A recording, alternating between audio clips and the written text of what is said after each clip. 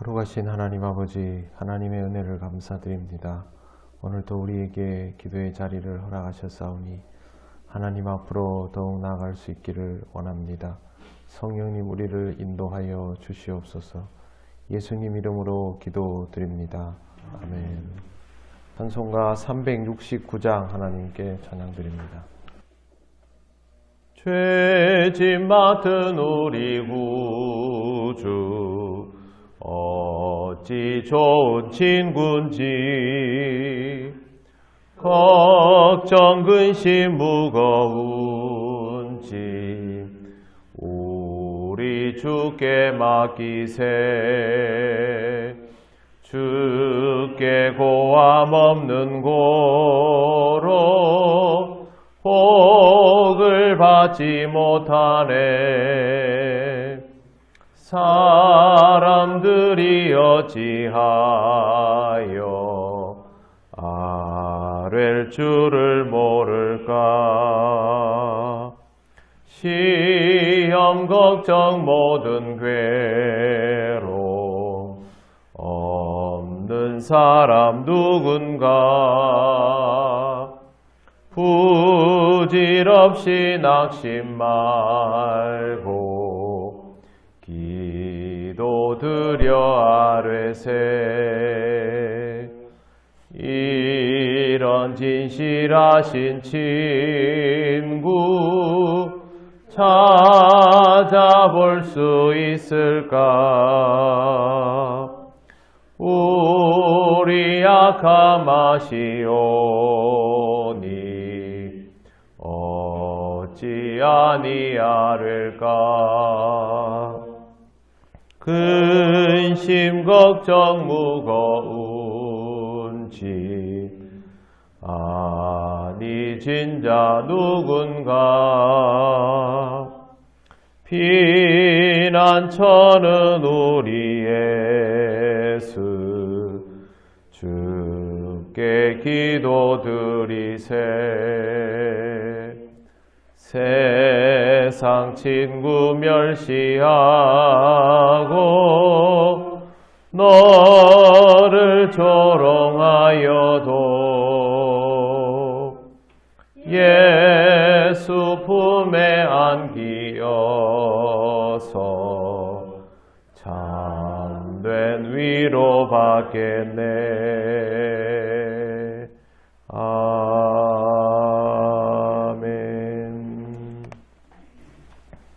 하나님 말씀 사무엘하 12장 26절에서 31절입니다. 한 절씩 교독하겠습니다. 요압이 암몬 자손의 랍바를 쳐서 그 왕성을 점령하매 요압이 전령을 다윗에게 보내주되 내가 랍바고 누르게 성을 쳐서 점령하였으니 이제 왕은 그 백성의 남은 군사를 모아 그 성에 맞서 진치고 이 성읍을 쳐서 점령하소서. 내가 이 성읍을 점령하면 이 성읍이 내 이름으로 일컬음을 받을까 두려워하나이다 하니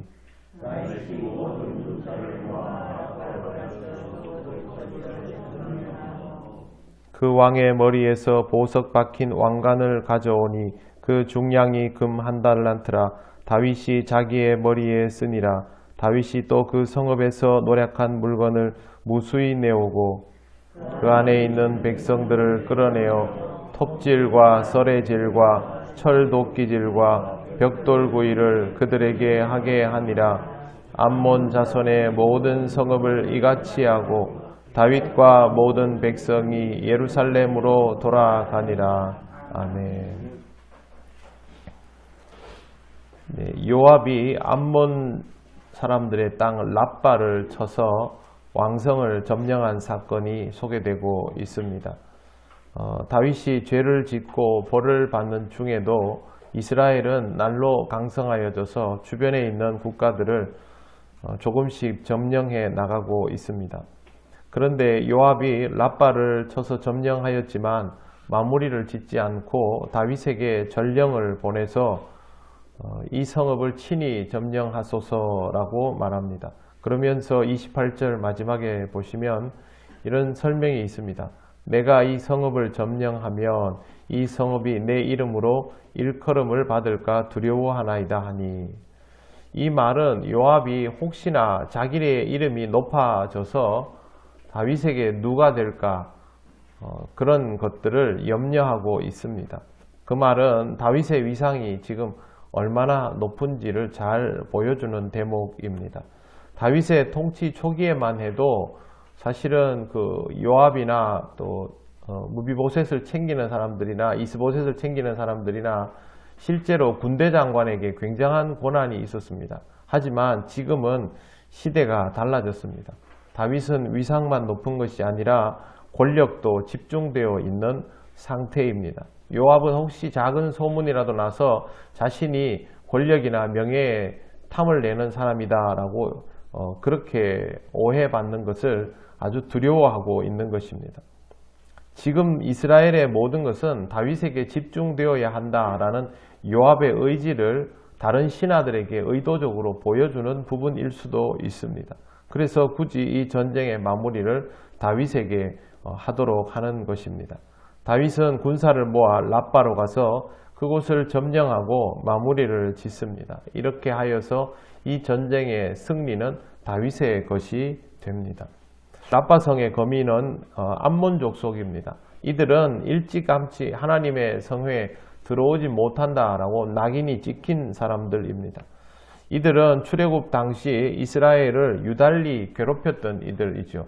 그래서 이번 정벌은 단순한 영토 확장의 개념이 아니라 하나님의 징계라고 보는 것이 옳습니다. 출애굽 여정을 생각해 보시면 이 이스라엘에서 노예들이 집단화를 이루고 탈출한 것이죠. 세상적인 눈으로 보면 이스라엘 노예들이 이집트에서 집단 탈출한 것이죠. 이런 사람들이 광야에서 무리를 지어 다니면 광야를 터전으로 살아가고 있던 민족들에게는 아주 좋은 먹잇감입니다. 그러니까 광야에서 이 사람들을 막 공격하고 했죠. 하지만 외모상으로는 노예 집단이지만 이들은 하나님께서 의도적으로 불러낸 택한 백성이었습니다.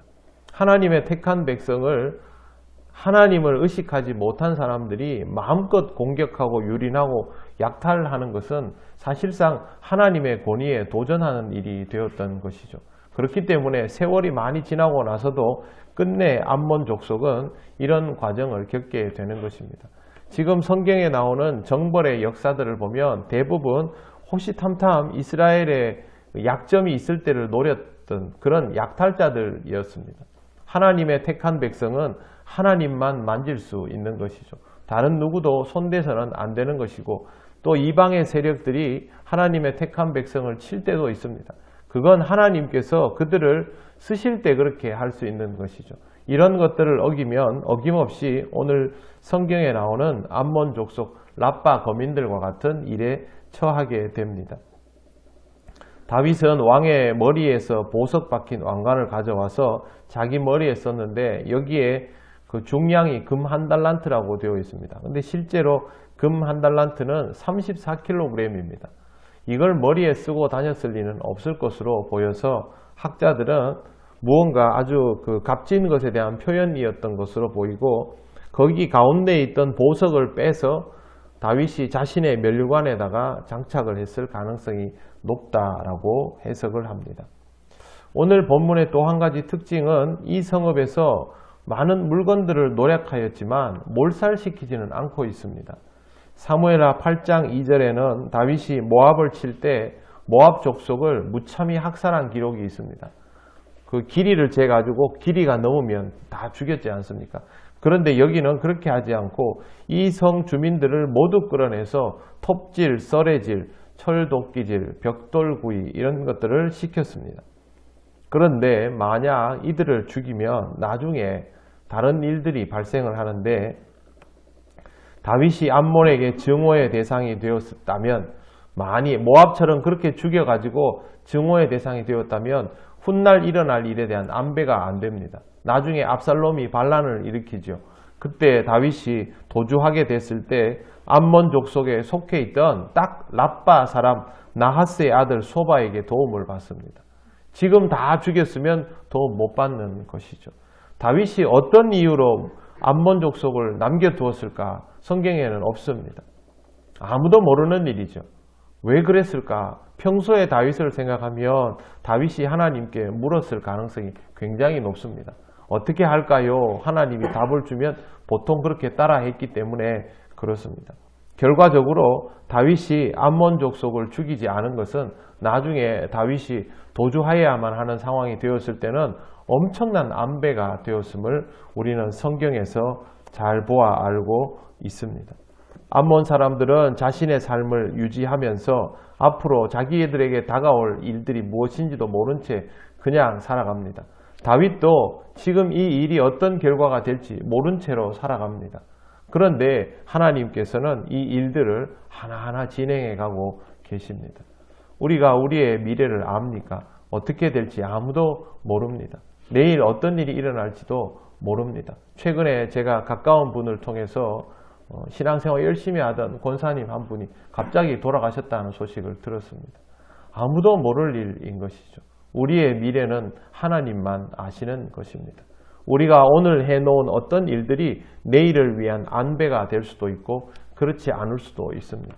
항상 하나님께 뜻을 묻고 그 뜻을 따라 움직이는 습관을 가지고 있다면 우리가 하나님 앞에서 순종하는 마음으로 하는 어떤 행동들도 하나님께서 우리를 위하여 준비하시는 안배가 될 수 있다는 사실을 오늘 말씀을 통하여 교훈 받으시기를 바랍니다. 기도드리겠습니다. 하나님 은혜를 감사합니다. 하나님께서 하시는 모든 일들 중에 우리가 미리 헤아릴 수 있는 것이 단 하나도 없지만 그럼에도 불구하고 항상 하나님께 뜻을 묻고 들으면서 살아갈 수 있기를 원합니다. 하나님, 우리가 하나님 앞에서 늘 작은 자로 인정하며 살아갈 수 있게 하시고 하나님의 뜻을 따라 행하는 모든 것들이 하나님께서 우리를 위하여 준비하신 안배임을 경험하는 은혜롭고 복된 삶이 될 수 있도록 오늘도 인도하여 주시옵소서. 추운 날씨 가운데 우리 모든 성도들의 삶을 지켜주시고 특히 몸이 아픈 분들이 많사오니 하나님 그들의 마음을 위로하여 주시고 강건하게 하셔서 병을 이기고 주님 앞에 기쁨의 예배자로 돌아오게 하옵소서. 오늘 하루도 하나님 우리를 인도하여 주심을 믿사오며 예수님 이름으로 기도드립니다. 아멘. 하늘에 계신 우리 아버지, 아버지의 이름을 거룩하게 하시며 아버지의 나라가 오게 하시며 아버지의 뜻이 하늘에서와 같이 땅에서도 이루어지게 하소서. 오늘 우리에게 일용할 양식을 주시고 우리가 우리에게 잘못한 사람을 용서하여 준 것 같이 우리 죄를 용서하여 주시고 우리를 시험에 빠지지 않게 하시고 악에서 구하소서. 나라와 권능과 영광이 영원히 아버지의 것입니다. 아멘.